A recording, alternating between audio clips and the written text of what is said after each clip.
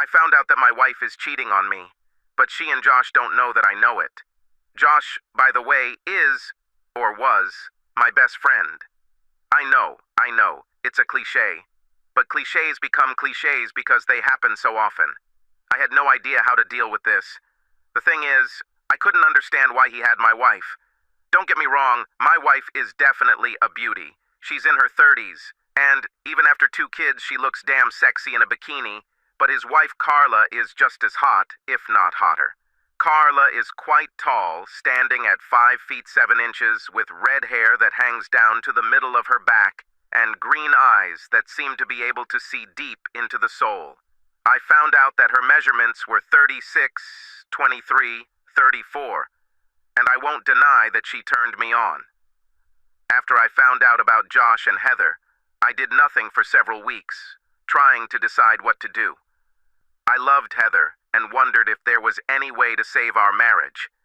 It seemed unlikely, but I couldn't know for sure until we talked. On Friday, I decided to meet with her, but had to postpone it until Monday. Why wait 2 days? My wife received a call from a very sick friend who needed help, and she rushed to help.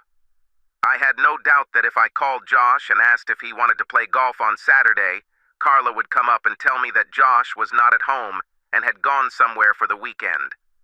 My parents had taken the kids to their lake house, so being away from my wife and kids meant I was going to have a quiet weekend alone, and it might very well be the last quiet weekend I'll ever have. On the way home, I stopped, bought a case of beer, and firmly decided that by Sunday evening, all 24 bottles would be empty. When I got home, I put on shorts and a t-shirt and went to the kitchen. Dinner this evening will be simple.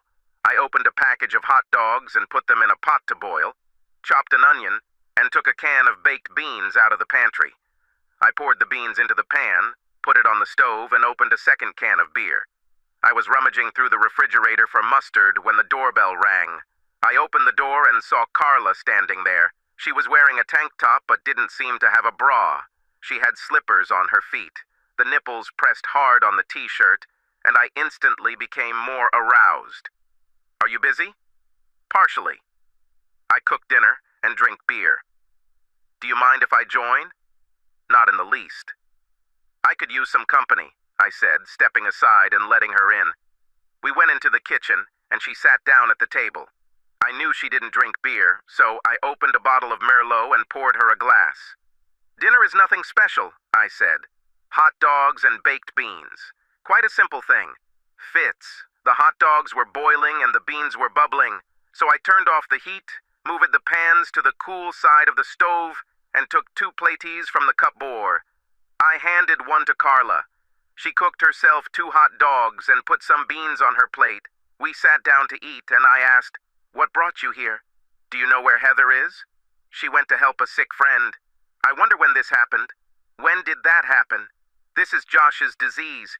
He looked damn healthy when he left the house. You know Josh and Heather are cheating on us, right? And that they are now in room 130 at Arrowhead Lodge?" "I didn't know where they were, but I've known for a couple of weeks that she's cheating on me." "How did you know?" "I found a condom wrapper in his pants pocket when I was doing laundry. We are trying to get pregnant and don't use condoms. But since he cheats, I decided not to give birth to his child. I don't want to be a single mother if I get divorced, so I used part of my father's inheritance to hire a private investigator. They get together for long lunches, and when he calls and tells me he's working late, he's usually working on Heather. How do you know?" "I was in the basement working on a bookcase that I'm making now." The phone rang and I picked up the phone in the basement. Heather must have picked up the phone on the second floor a second before me, and I heard her say the word "lover" just as I put the phone to my ear, so I listened calmly as Josh told her that they would have to miss his usual long lunch at the Marriott because he has an important meeting. I had to listen to her say that she would miss her and that he would have to work hard to make amends next time. "And you didn't do anything?" "I just can't decide what to do. Now, I have decided to meet her when she gets home and see what happens next." "Well, what are you going to do?" "You'll understand in a few minutes." I looked at her in confusion. "What do I understand?" She stood up, came over and sat on my lap. I see the way you look at me, and I know damn well that if we weren't married, you'd be after me. We may both still be married, but we are no longer obligated to be faithful to Josh and Heather. They have freed us from that obligation. She hugged me and, having reached my manhood, began to excite me. I moved to get more comfortable. I looked at her in amazement. She leaned down, and her lips met mine. Carla broke the kiss and said, "I'm going to take revenge to the end." Even though we decided to have a baby, I managed to come up with excuses not to have sex during my fertile period, just in case I went to the doctor and got a diaphragm. How bad do you want revenge on Josh? Why do you ask? I intend to take full revenge. I am currently in my most fertile state and my diaphragm is in my purse. This means... That's exactly what it means. Carla was right. It would be full-fledged revenge if Josh raised my child thinking it was his child. I smiled. While caressing Carla, I discovered that she was not wearing underwear. She moaned and whispered, "Oh yes." I broke the kiss and said, "On Heather's side of the bed. That's where I want you. On Heather's side of the bed." She got up from my lap and said, "Come on." We both hurriedly undressed when we got to the bedroom. Carla naked was stunning, and she had something I'd never seen before except in men's magazines. She was completely shaved. I already mentioned that Heather was a beauty, but why Josh would fuck my wife when he had a woman like Carla was completely beyond me. Carla seemed to be thinking along the same lines. She looked at my naked body with puzzlement, and when I asked her what she was thinking about, she replied, "I just do not understand. Your manly tool is vastly superior to Josh's, so why does Heather want to fuck my husband when she has you and this tool at home and ready to go? I don't think this makes any sense." Doesn't matter. You are here now, and others do not exist now. You are absolutely right. Take me to bed, and take me. I pointed to Heather's side. Carla smiled and said, "You take me on Heather's side, and then we'll go to me, and I'll take you on Josh's side." Agreed. She lay down on the bed and demanded hard sex. I did what the lady asked. She moaned as we followed each other like two animals in the heat. She begged me not to stop and to continue forever. Her words drove me crazy, and I wanted to do everything for her. The two of us reached the peak, and it was enchanting.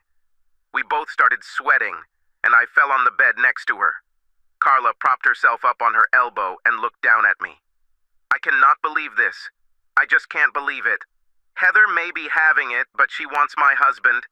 You and I have the rest of the evening, all of tomorrow and part of Sunday, and when we're done, you won't care if Heather comes home. Having rested a little, we played the second round and it was no worse than the first. Carla asked, "You won't send me home, will you?" "Stupid girl," I said, pulling her towards me. We fell asleep hugging each other. This morning I woke up before Carla and, looking at her, I couldn't help but think that my betrayal with Josh's wife had lowered me to the same level as Heather. Of course, this can be attributed to Heather's betrayal, which freed me from my vows. What she did, I can do too, right? What's good for the goose is good for the gander, right? But for me, the main thing was that I cheated on my marriage. I couldn't pretend to be moral in my conflict with Heather. True, she didn't know that I had cheated, but I knew it. I didn't notice that Carla was awake until she said, "You look thoughtful. What are you thinking about?" I told her. She replied, "I made the same promises you made when I married Josh. So I guess that makes me a liar too, but I don't think so. Josh made the same vows I did, and then broke them. To me, this means that we had a contract, and if we were doing law, if I remember correctly from my business law classes, Josh was in breach of the contract, and the contract could be declared void. I know marriages aren't treated that way, but that doesn't change the fact that Josh and I had a contract, and he broke it with me. Which means, at least for me, that I'm no longer obligated to honor it. You should look at your marriage the same way. You don't deceive your beloved. You only do what her breach of contract allows you to do. Enough about this. Feed me, and then we should go to my place and reconsecrate the side of the bed where Josh slept and work on getting me pregnant. She started to excite me, and then we took off. If she wasn't pregnant by the time we fell asleep at her house, it wasn't because we didn't try hard enough. In the morning, she asked when the children would be home, and I replied that it would be around 6. She fed me steak and eggs for breakfast, telling me that I would need energy if I was going to do anything nice for her that day.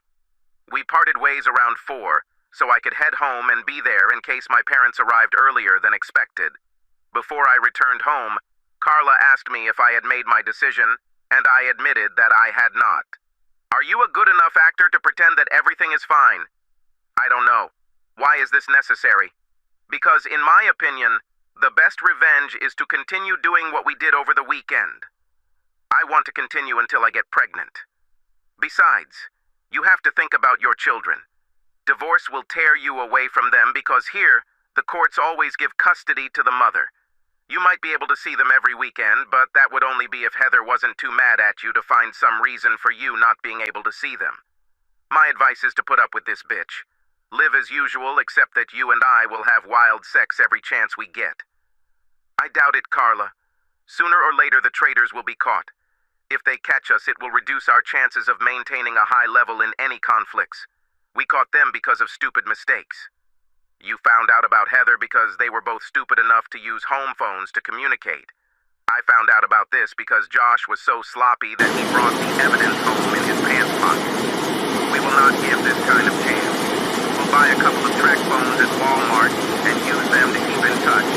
And to keep our spouses from accidentally finding them, we'll leave them on our desk. We will always know when they meet, and we will get together at the same time. No, we can't do that. If Heather calls and says she has to work late, I'll have to babysit, and if they do it at lunchtime, we won't be able to either because I can rarely take a long lunch. You sometimes work late, don't you? When you do this, she will have to be home to look after the children. I play cards with a few girlfriends from college every Wednesday night, and I sometimes stop for drinks after work with the people I work with, and Josh is used to it. Another thing we can do is tap into our phone lines so we know what they are talking about. Are you in, game? You've thought of everything, haven't you? Maybe I missed something, but if we both work together, I think we can cover all sides. Are you sure you want this? I'm absolutely sure. As I told you at the very beginning, I want to get back at Josh. I gave him everything I have, and he stabbed me in the back. I spoil this son of a bitch to death, and he cheats on me. There's no way in hell I'm going to let it slide. My idea of perfect revenge is to let him raise another man's child. And what could be sweeter than having that child's father, the husband of the woman he's cheating with, in his bed? I also want revenge. I think I can take revenge after seeing how this asshole raises my child, but I'm not sure that I can pretend to be a loving husband for a wife who cheats on me. You will be stimulated by your mistress, right?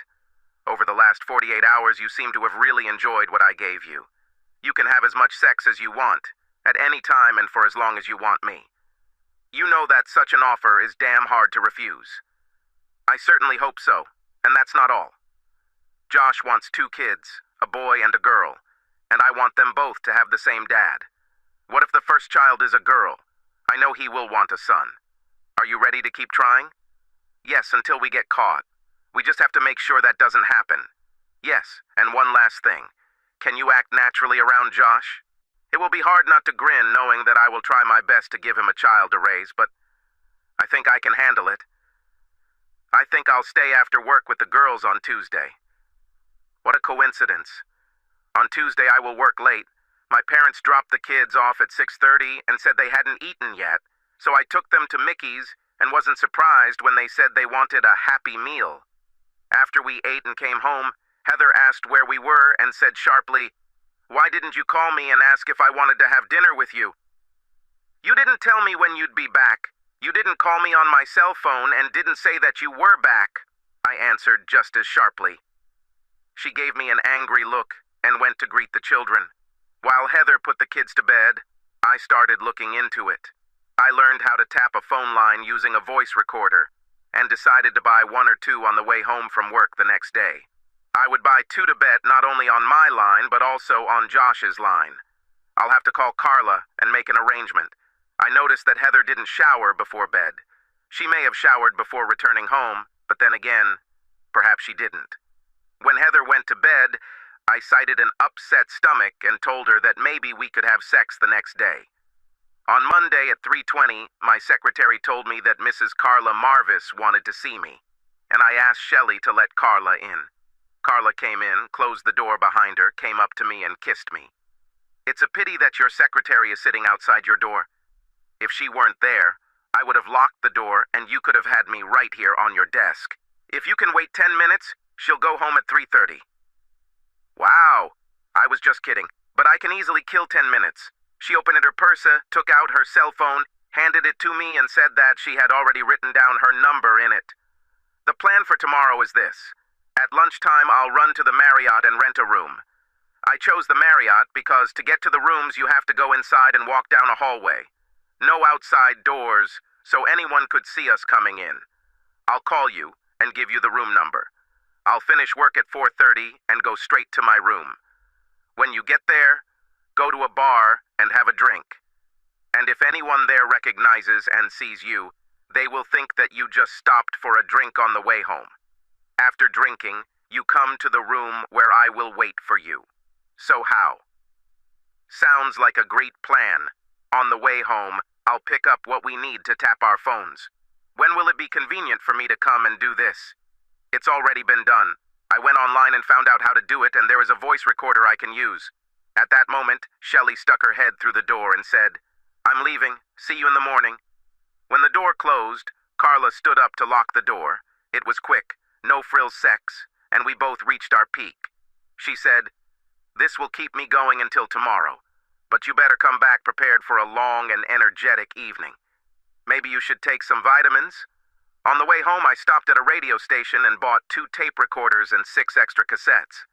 I took a second tape recorder to listen to recordings in my office. I will save the tapes, which contain something of the 2 lovers, until the day I tell the judge the reasons for the divorce. When I returned home, Heather had already prepared dinner and brought wine, which was a good sign that she was in a loving mood, and I was surprised by this. She spent the weekend having sex with her lover, and now she comes home wanting more, transformed.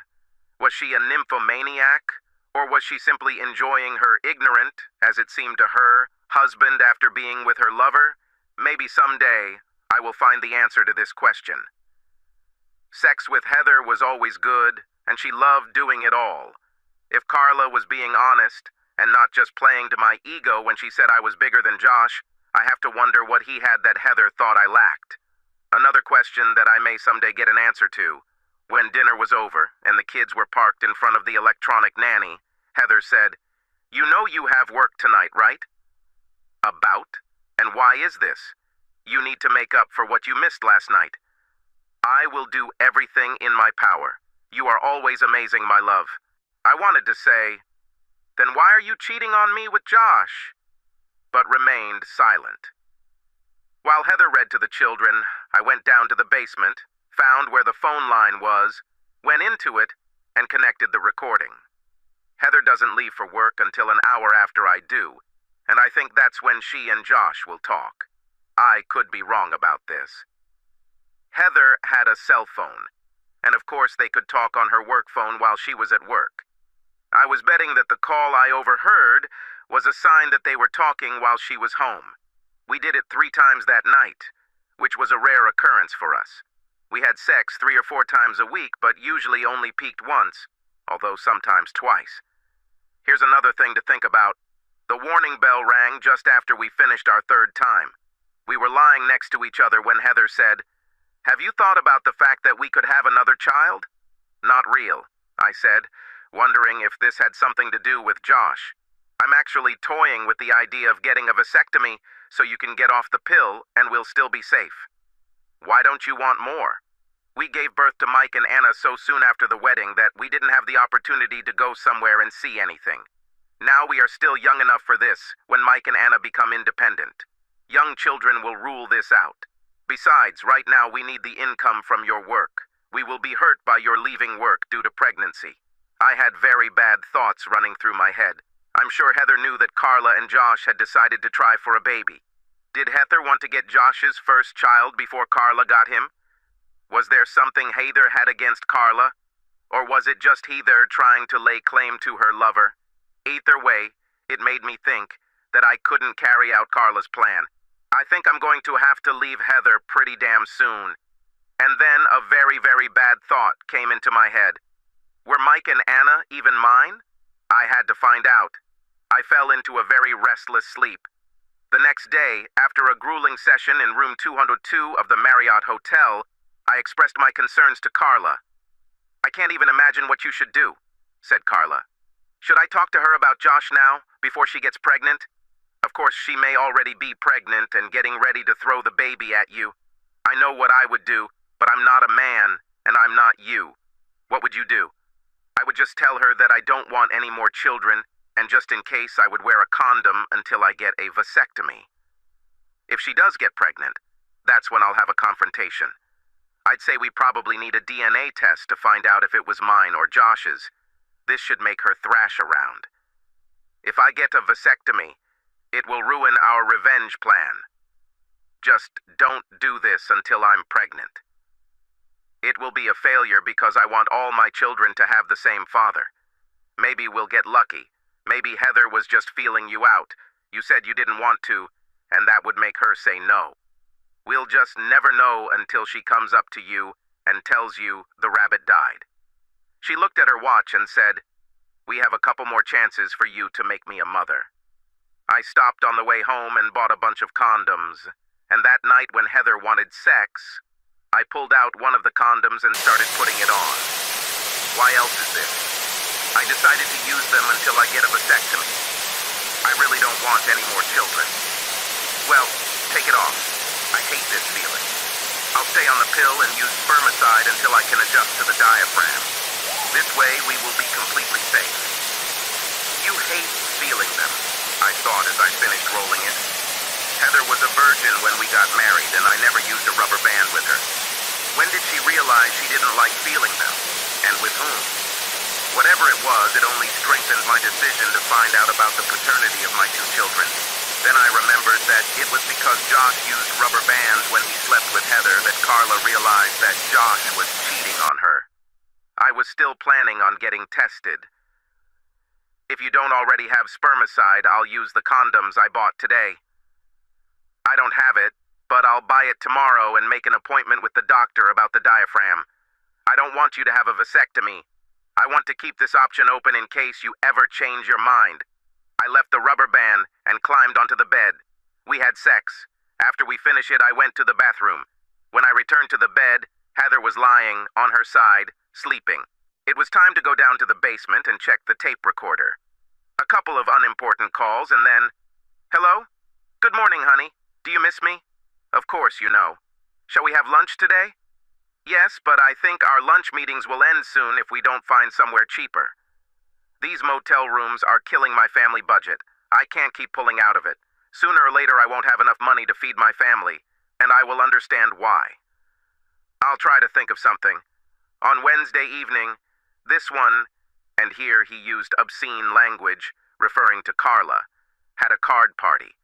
Have you already figured out how to get out of the house?" "Not yet, but I'm working on it. I'll cross my fingers. I need more from you than I get in a 45-minute lunch break." "Me too, my love. We'll talk tomorrow?" "Certainly. Bye." "Bye, baby." I almost puked when I realized I was with Heather after she let Josh use her this afternoon, but I managed to hold on. I found it interesting that my unfaithful wife not only cheated on me, but also paid for the room. Yes. And how will Carla react when she hears her husband call her? The only thing I knew for sure as I walked up the basement steps was that Heather wouldn't be able to leave the house on Wednesday night. On Tuesday, when I got to work, I took my phone out of my desk drawer and called Carla, and when she answered, I said, "Good morning." "Listen," I said, holding the recorder up to the phone and pressing the play button. After listening to the recording and hearing curses addressed to her, she said, "When the time comes, I will kill this bastard." "Yeah, about Wednesday. What are you going to do?" "I think I'll have to work late on Wednesday, but I won't let her know until it's time to finish work. She doesn't have enough time to call a nanny. Did you hear that Heather pays for the room? This doesn't surprise me. Josh has always been cheap. I think if you're going to work late, I'll skip my card night and we can meet. I'll call you tomorrow and arrange everything." At breakfast on Wednesday, Heather asked me if I had plans for the evening. I said no and asked what was wrong. "The girls from work were talking about having a couple of drinks after work and chatting. I can't do this if you don't look after the kids." "It's not a problem." I kissed her and went to work. I went to the Marriott, rented a room, and when I got to work, I called Carla. Heather finishes work at 5, so I called her at 4:40 and told her I would be late at work. There are some issues with Henderson's contract that need to be resolved before Nathan goes to meet them tomorrow morning. Sorry for the late warning, but I really can't leave now. So don't wait for me. Love you. Bye. Pleasantly tired, I returned home by nightfall. It's a good thing Heather was already asleep, because if she had gotten up and wanted to play, I'm not sure I would have been able to handle it. For the next 5 weeks, Carla and I met on average twice a week, and we always knew in advance what Josh and Heather were doing. It was during this 5th week that Carla said, "Congratulations, Dad. How about having sex with the mother of your child?" How does Josh feel about this? He doesn't know yet. First I needed to tell the baby's father. Now I can tell Josh. "You know," I said, "the only thing we didn't do was go on a weekend trip together. I think we owe it to ourselves to celebrate pregnancy just once. We just need to do it without the two of them putting 2 and 2 together and coming up with the correct answer." It's funny that you brought this up today. Josh must fly to San Diego to settle some matters with his father's estate. He's going to see some relatives this weekend before going to see his lawyer on Monday. If you can figure out how to get away for the weekend, we can go somewhere without anyone having to think about it. I think I can handle it. I took my cell phone and called my brother who lived in Akron. I asked him to call me at my house right after I left for work in the morning and tell Heather that I needed to come see him on a family matter over the weekend. I told him I would call later and explain what was happening. He said he would take care of it, and we said goodbye. I turned to Carla and said, "All we have left is to decide where we want to go." The next morning, Heather called me on my cell phone about 5 minutes after I left the house. "You need to call Bill as soon as possible. He has an urgent family matter and needs to talk to you." "I will call you." I waited until I got to work and called Bill. I told her that Brian, his son, needed a kidney transplant, and I needed to know if you would agree to donate a kidney, and if so, if you would come to check the compatibility. "So what's up?" I explained the situation to him, and he told me that I could count on his help anytime I needed it. I knew I could count on him because he hated cheating wives. He was a single father because his wife cheated on him. He kicked her out and stayed with the children when Martha died in a car accident. I called Carla, told her how everything worked out, and we agreed to go away for the weekend. I called Arrowhead Lodge and was even able to book room 130. Very fitting, I thought. At 2 o'clock, I called Heather and told her I was flying to Akron. "I'll go home and pack my things. My flight leaves at 8 and I need to be at least half an hour early to check in.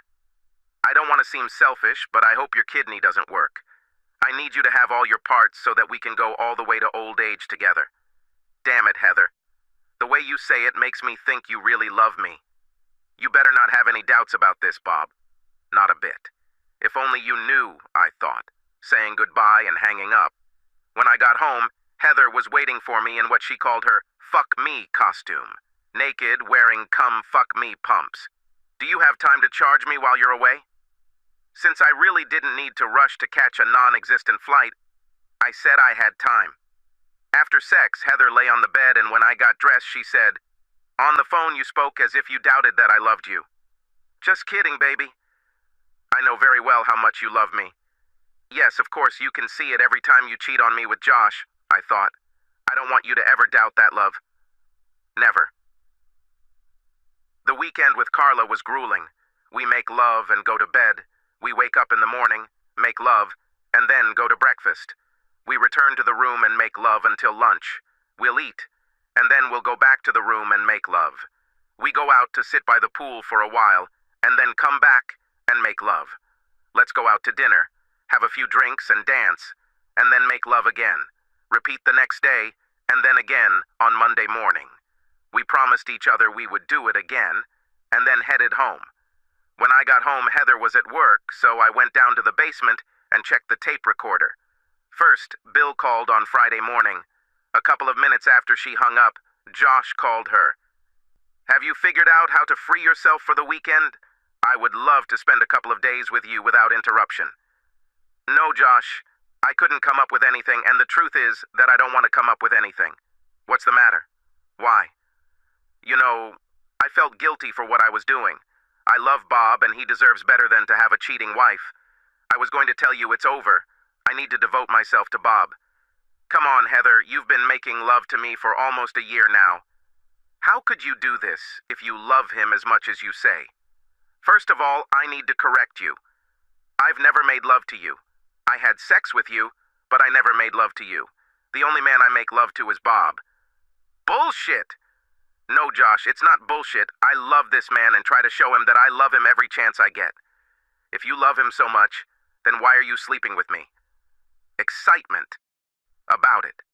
The thrill of doing something illegal and forbidden. It was a big thrill for me to go home and make love to Bob after I fucked you. It gave me some huge releases. Giving him a few wet seconds turned you on? If so, why not continue? I never gave him wet seconds. I was always pure when I made love to him. Bullshit, Heather. You've never showered before leaving a motel.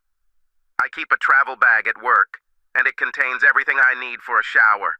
Bob never even came close to feeling the slightest trace of you. No, Josh, I'll end this before we get caught. I love Bob and don't want to lose him. Just be glad you got me drunk the first time. Maybe so, but you weren't drunk all the other times. It all depends on what you mean by drunk. I was drunk with the excitement of making love to Bob after you fucked me. I wanted to see if there would be a thrill and excitement if I did it sober, so I let you do it a second time, and that was the only reason I kept doing it. We got away with it for a little over a year, but I just realized that the feeling I have for Bob after being with you is not worth what it will cost me if we get caught and I lose Bob. Have fun in California, Josh, and when you get home, don't call me. Bye. Interesting, I thought, taking out the film and inserting a new one. I unpacked my things and went to work. Around 11, I called Carla, and when I said hi, she said, "I miss you. Is everything okay? You are sexy. Yes, I want you to listen to something. If this is a Friday telephone conversation, then I have already heard it." "What do you think?" "It looks like she started to think with her head and realized that she could lose you." "What are you going to do?" "I've already decided that I'll only stay with her until the kids turn 18, and I don't see anything that would make me change my mind. If she meant what she said to Josh, it would be easier for her to hold on. But the trust was gone. Even if she breaks up with Josh and they never meet again, how do I know that somewhere down the road, she won't start missing the thrill and excitement of cheating and hook up with some new guy? You can always hit her with, "If you're really done with Josh, maybe we can move on, but you won't get a second chance." No, I cannot. This would give away the information that I have a wiretap on my phone, and, as I said, the trust was gone. I need a way to keep track of what she's up to. Besides, she knows me and understands that if I knew, I would share it with you. She could say this to Josh, and it would make him think, and we don't want that. Is this your roundabout way of saying we'll keep going like this? You heard the conversation. They got away with it for a little over a year, but you and I only got away with it for a couple of months. They owe us another 10 or 12 months. And then, of course, there are penalties and interest that could make it even longer. I would like that. Carla and I continued to see each other on average twice a week until her 7th month. She wanted to continue, but her belly was so big that I couldn't make love to her without hurting her. That's right. We need to take care of babies. An ultrasound showed that Carla was having twins. She gave birth to 2 beautiful little girls. As she predicted, Josh wanted a son. So 2 years after the twins were born, she became pregnant again. And this time an ultrasound showed it was a boy. We made love until her 8th month, and then we separated. We both felt like we'd gotten away with it long enough that if we got caught, Carla would be a single mother with 3 kids to raise, and neither of us wanted that. As Carla put it the last time we were together, the goal was to take revenge on the deceiver by giving him other people's children to raise. To do this, I need to stay married to him. Josh got a promotion that required him to move, and I haven't seen or spoken to Carla since they moved, but I think about her often and fondly. It's been 6 years, and as far as I know, at least based on the phone wiretapping, Heather hasn't contacted anyone else. On the other hand, she and Josh had been doing what they were doing for over a year, and I had no idea. She might wise up and stop using her house phone for illicit communications, but I've been keeping a close eye on her and have yet to see anything that would indicate that. She's doing her best to spoil the hell out of me, and I'm critically rethinking my plan to leave her when the kids turn 18. That will be another 4 years for Mike and 5 for Anna. I'll just wait and see. And subscribe to our channel so that your second chaff doesn't cheat on you, and go ahead and listen to the next story, because this story is nothing compared to the next one. If you're under 18, don't even think about listening to the next one.